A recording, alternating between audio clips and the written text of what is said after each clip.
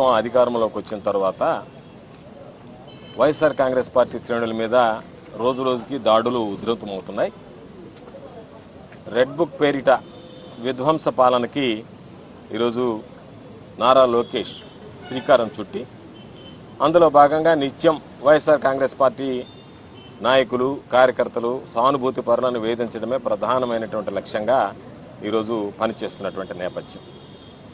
అందులో భాగంగా శాంతి భద్రతలకు విఘాతం కలగకుండా సామాన్యుడిని కాపాడాల్సినటువంటి సామాజిక బాధ్యత కలిగినటువంటి పోలీసు వ్యవస్థ ఈరోజు ఏదో ఒక విధంగా విచ్చలవిడిగా ప్రవర్తిస్తూ దాని మీద ఎవరి మీద కేసులు బనాయించాలనుకుంటే అధికార పార్టీకి సంబంధించినటువంటి వ్యక్తులు వాళ్ళ మీద వెంటనే ఎఫ్ఐఆర్లు నమోదు చేస్తున్నారు.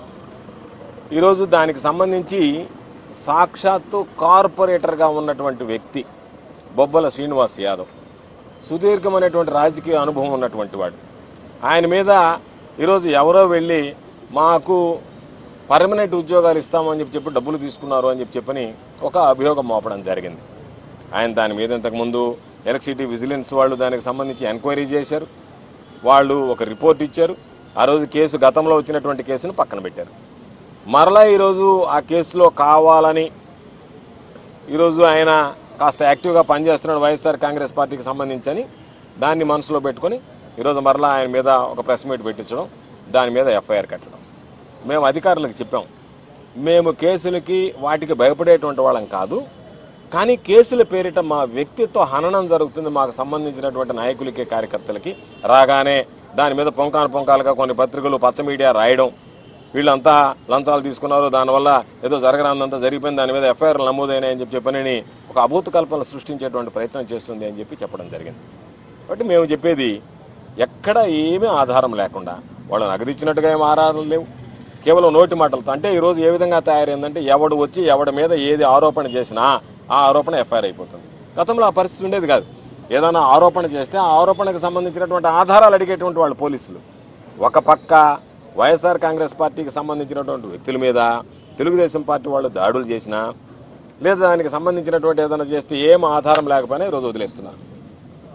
వైఎస్ఆర్ కాంగ్రెస్ పార్టీకి సంబంధించి వాళ్ళ మీద ఏమి ఆధారం లేకపోయినా నిందలు మోపి కేసులు బనాయిస్తున్నారు.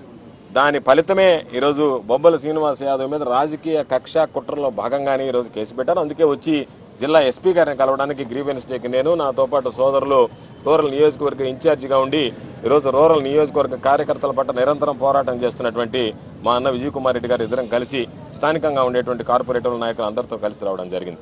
ఎస్పీ గారు లేరు. అదేవిధంగా ఒక పక్కేమో వైఎస్ఆర్ కాంగ్రెస్ పార్టీ వాళ్ళ మీద నోటి మాటల మీద కేసులు పెడుతున్నారు.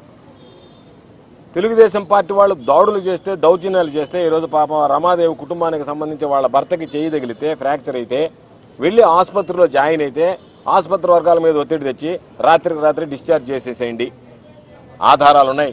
ఈరోజు పాపం గ్రేవ్ ఇంజరీ జరిగింది, ఆయన మీద రేపు ఏదన్నా ఉంటే పాపం కేసులు నమోదవుతాయి. వాటి మీద ఆధారం లేకుండా మేము కూడా వచ్చాం కాబట్టి మమ్మల్ని జాయిన్ చేసుకోమని కొట్టిపోయి కేసులు పెట్టారు. కాబట్టి ఈరోజు ఒక పక్క ఏమో ఏ ఆధారాలు లేకుండా వైఎస్ఆర్ కాంగ్రెస్ పార్టీ వాళ్ళ మీద కేసులు పెట్టడం, వైఎస్ఆర్ కాంగ్రెస్ పార్టీ మీద దాడి జరిగింది అని చెప్పి సాక్షాత్తు ఆ దాడికి జరిగినటువంటి ఆధారాలు వీడియోలు కూడా ఆ అమ్మాయి పాపం అడిషనల్ ఎస్పీ గారికి చూపించింది. ఇదిగో నా మీద ఈ విధంగా దాడి జరిగింది అని. ఒక మహిళ ఒక చిన్న కుటుంబం మీద 20-25 మంది ఎక్కువగా వస్తే ఆ కుటుంబ సభ్యులందరూ పాపం బోరును వెలిపించేటువంటి పరిస్థితి, వాళ్ళు బ్రతకడానికి భద్రత లేనటువంటి పరిస్థితి. ఇది ఎప్పుడు గతంలో జరగలేదు. కాబట్టి ప్రభుత్వం అనేటువంటి శాంతి భద్రతలను కాపాడాలి, సామాన్యుడికి రక్షణగా నిలవాలి తప్ప వైఎస్ఆర్ కాంగ్రెస్ పార్టీ శ్రేణులని నాశనం చేయాలి, వాళ్ళ మీద దాడులు చేయాలి, వాళ్ళని చంపేయాలి, వాళ్ళని కొట్టాలి, వాళ్ళ ఆస్తులకి ప్రాణానికి నష్టం కలిగించాలని చెప్పి ప్రయత్నం చేసేటువంటి వాళ్ళకు వంతపాడడం, వాళ్ళకు అనుకూలంగా కేసులు నమోదు చేయడం ఇది సరైనటువంటి పద్ధతి కాదు. కాబట్టి ఈ విషయాలన్నీ చెప్పడానికి గ్రీవెన్స్ డేలో ఈరోజు రావడం, పోలీసు వారికి అడిషనల్ ఎస్పీ గారికి అన్ని విషయాలు కూడా వివరించి ఇవ్వడం జరిగింది. కాకపోతే నాకు అనిపించింది పోలీసు పాపం నిమిత్త మాత్రంగా తయారైందేమో.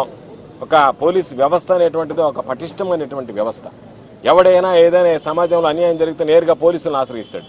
పోలీసులు ఈరోజు అన్యాయం జరిగినటువంటి వాళ్ళని పట్టించుకోకుండా, వాళ్ళని పట్టించుకోనివ్వకుండా కొన్ని శక్తులు పైనుంచి కంట్రోల్ చేస్తూ ప్రయత్నిస్తూ, అదేగాక అకారణంగా పాపం వైఎస్ఆర్ కాంగ్రెస్ పార్టీ శ్రేణుల మీద కేసులు పెట్టడం అనేటువంటిది మంచి చర్య కాదు.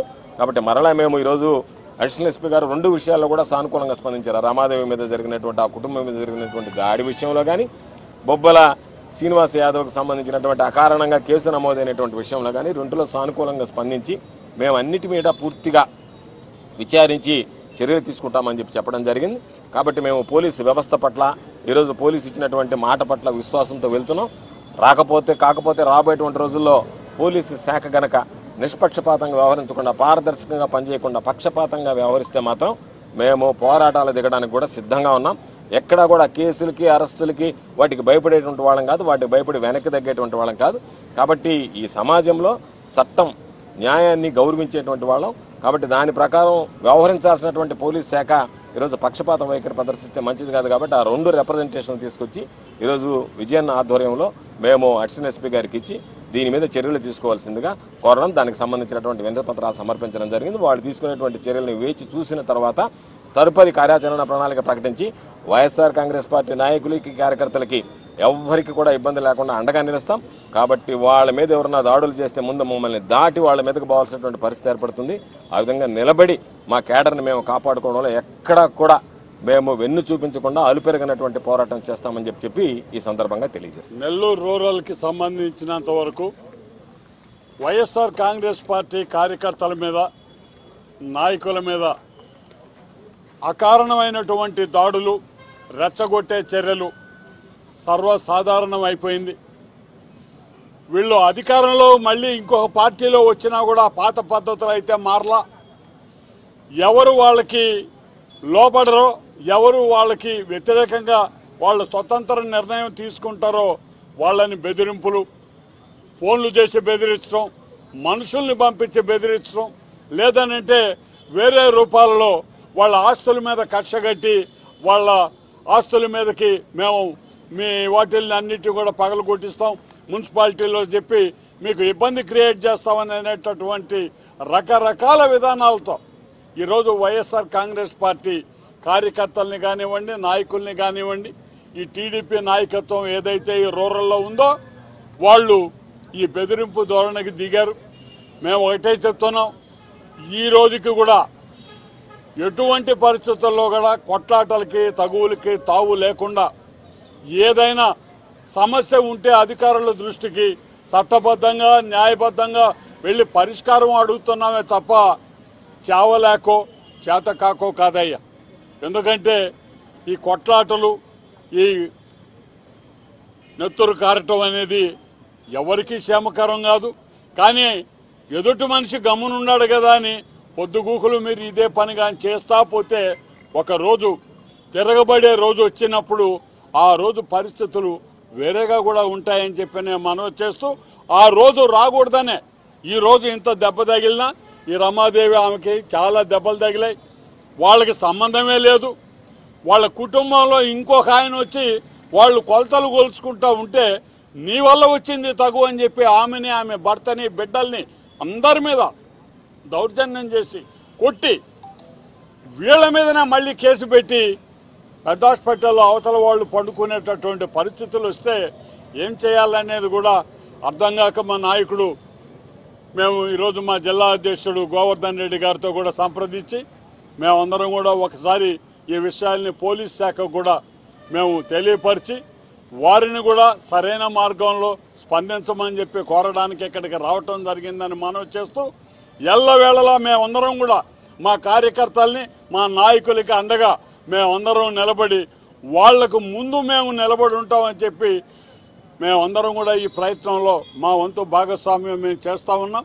తప్పకుండా రూరల్ నియోజకవర్గంలో వైఎస్ఆర్ కాంగ్రెస్ పార్టీ తలెత్తుకు తిరిగే విధంగా, ధైర్యంగా ప్రజల దగ్గరకు వెళ్లే విధంగా, ఎటువంటి దౌర్జన్యాలకి, ఎటువంటి దాష్టీకాలకి భయపడకుండా వేల మంది కార్యకర్తలు రోడ్లోకి వచ్చేటటువంటి పరిస్థితి అతి త్వరలోనే ఉందని మనవి చేస్తూ, అందరం కూడా ఒక్క మాట మీద మేము నిలబడతాం. మేమందరం కూడా ఈ దాష్టీకాల్ని, దౌర్జన్యాల్ని ఏదైతే టీడీపీ నాయకులు అవలంబిస్తున్నారో తప్పకుండా వాటిని ఎదుర్కొంటామని చెప్పి కూడా మేము మనవి చేస్తూ సెలవు తీసుకుంటున్నానండి.